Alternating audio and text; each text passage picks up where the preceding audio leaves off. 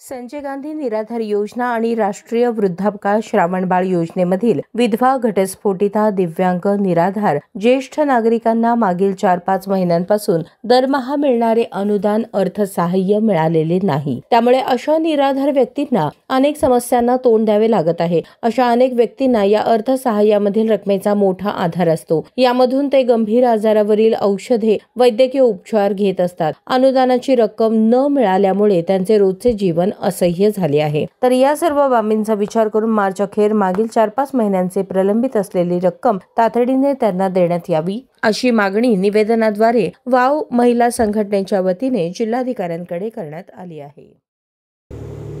आमची मागणी हे आहे की सध्या अधिवेशन चालू आहे महाराष्ट्र राज्याचं आणि आमचा हा आवाज आता अधिवेशनामध्ये उठवला गेला पाहिजे। त्यासाठी आम्ही आज कलेक्टरना निवेदन देण्यासाठी आलो।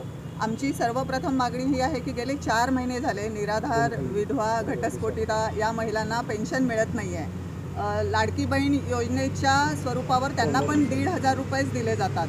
तर हे जे 1,500 रुपये आहेत ते वाढवून 3,000 रुपये केले पाहिजेत, कारण लाडकी बहीणना आधार असतो आणि या महिला ज्या आहेत विधवा, घटस्फोटिता यांना आधार नसतो। तर सगळ्या महिलांना एकाच पॅरामीटर्समध्ये आणि एकाच चष्म्याने न बघता निराधार महिला ज्या आहेत त्यांना 3,000 रुपयाची पेन्शन चालू करावी ही आमची सर्वात प्रथम मागणी आहे।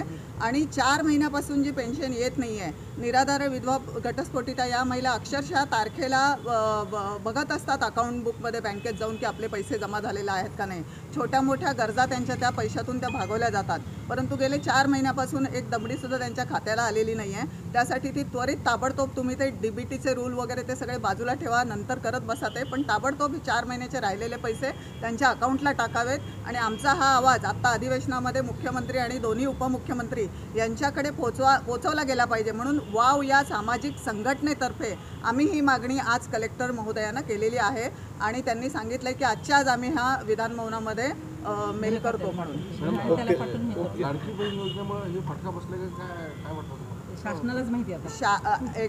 नक्की आम्हाला काही ह्याची इन्फॉर्मेशन देत नाही आहेत, पण आमचा असा अंदाज आहे की लाडकी बहिणीला फंड्स खूप गेल्यामुळे इतर अनेक जे काही राज्याचे इतर अनेक खाते आहेत त्या बऱ्याचशा खात्यांमध्ये पैसे नाही आहेत। तिजोरीमध्ये राज्य सरकारच्या खुळखुळाट झालेला आहे, परंतु त्याचा बोजा खरोखर ज्या गरजू आहेत निराधार आणि विधवा आणि घटस्फोटिता या महिलांना त्याचा बोजा पडू नये आणि त्यांना त्याचे हक्काचे पैसे त्वरित द्यावेत ही आमची मागणी आहे। नागनाथ किरणळी, माझं वय 70। 4 महिने झाले निराधार पेन्शन येत नाही आहे।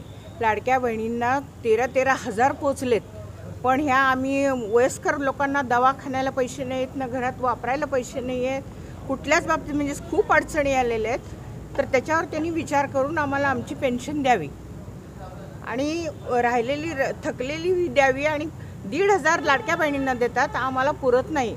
औषध पाणी वयाच्या मानाने आम्हाला खर्च लागतो, तर 3,000 करावे।